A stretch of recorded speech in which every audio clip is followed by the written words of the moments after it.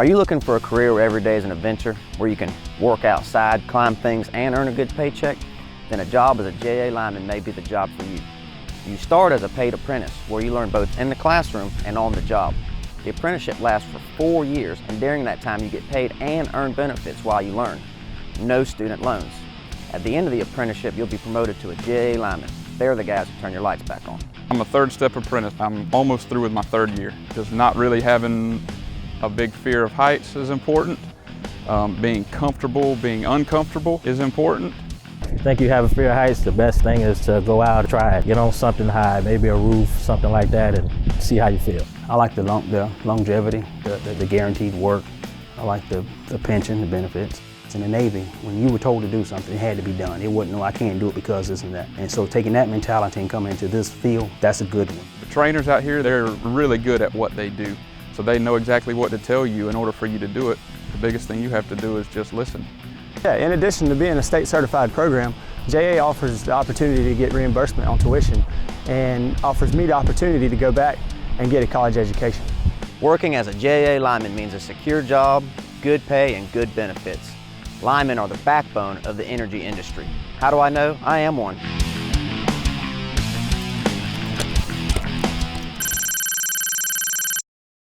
You ready, Mr. Hayes? Yes, sir.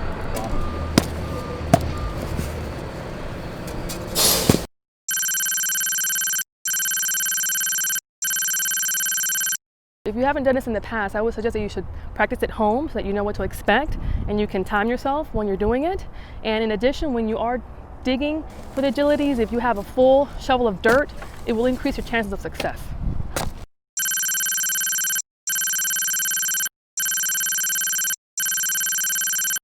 The hardest thing to me was the post hole diggers, just because they wear on your shoulders and back like you wouldn't believe.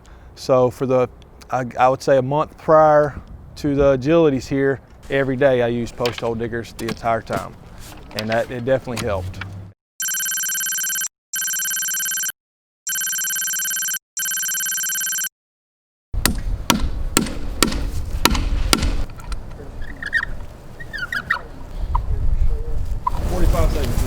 During the agilities testing and climbing school, if you don't listen, even if you have the physical ability, a lot of times we'll ask you to leave, because if you don't listen to me here in training, you're not going to listen to them in the field, and we can't have that.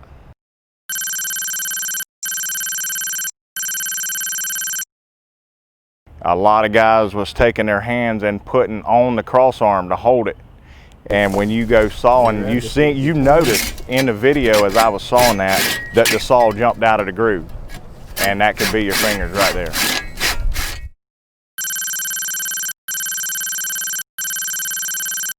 This is a guy wire cut, and really the key to cutting guy wire is to get a good bite and just put up against your chest and just pull hard.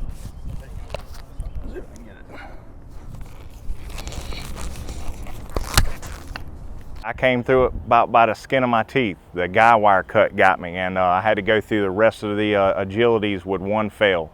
And if you fail twice, you're gone. So that was pretty stressful.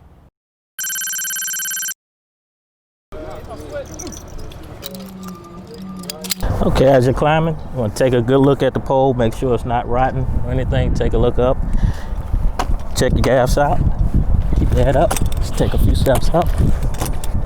Lock your legs as you're coming down. Always keep your legs locked. For the end of the class, you have to climb to the top of a 30-foot pole, passing a cross arm. That's one of the most difficult parts of it, is passing the cross arm from applicant to applicant. They have to carry it up, using no ropes, no hand lines. The hardest part for me was the cross arm, going up and down the pole with the cross arm. I mean, it wasn't hard, it's just you're sitting there thinking about it, you know, hope you don't drop the cross arm, this, that, and the other, hope you do it right. You don't get many chances. Woo, boy! It's a 44-hour climbing school, so that's, 4 11-hour days pretty much. I went from never climbed before to being able to do that in 4 days. I honestly just about didn't come back probably the third day, just because I was completely exhausted. It's hard to tell just from watching it on film, but where the hooks rub your calves, the bottoms of your feet, the soles of your feet. I didn't have climbing boots at the time. I had never done this kind of work. I just wore regular old boots, and I was completely rubbed raw. The bottoms of my feet had blisters on them that long. You can barely walk, but you got to get some grit going and push through it and act like you don't even feel a thing. You just got to want it is all I can say. You got to want it, you got to have the heart. If you ain't got the heart, you ain't got nothing.